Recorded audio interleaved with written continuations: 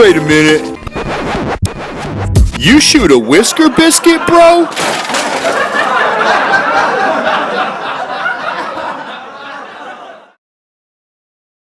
What's up, guys? This is GRIFFITH.com. I've had a lot of people asking me lately about why I shoot a Whisker Biscuit rest.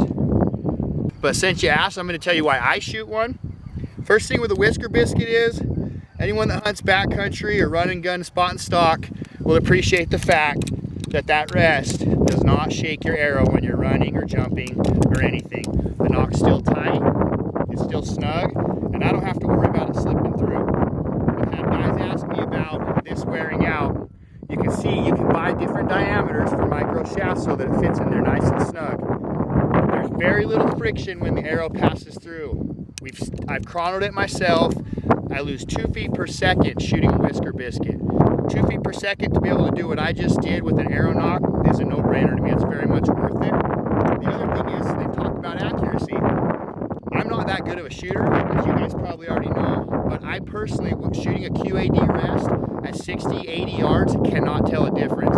They've done tests, I've read articles, I'm going to send you some links on them. They've actually tested them with machines, with exact arrow setups, bow setups, side by side, and at 60 yards, the QAD shot 5/9 of an inch better than the Whisker Biscuit. So not even a full inch at 60 yards. I don't know many shooters that can calibrate that or even do that on their own or replicate that over and over again. So to me, accuracy isn't an issue. A lot of people have complained about the Whisker being noisy. I completely discredit that theory. It's dead silent. I don't know what you're talking about. I'm not a tree stand hunter, so I don't know about this top pin action, but where I'm hunting, it doesn't make a difference. The last thing is, I've heard people worry about this freezing up. Now, the Whiskers are plastic. As you can see, they have a little bit of give on them. I personally, again, hunt a lot in the snow. I've never had an issue with these freezing. If I'm worried about, what I do is I'll take my glove or my thumb and I'll just run it through a couple of times, break up the powder of the ice, and they blow through. Now, one thing I recommend with the Whisker is you shoot a micro vein. I 4-fletch them.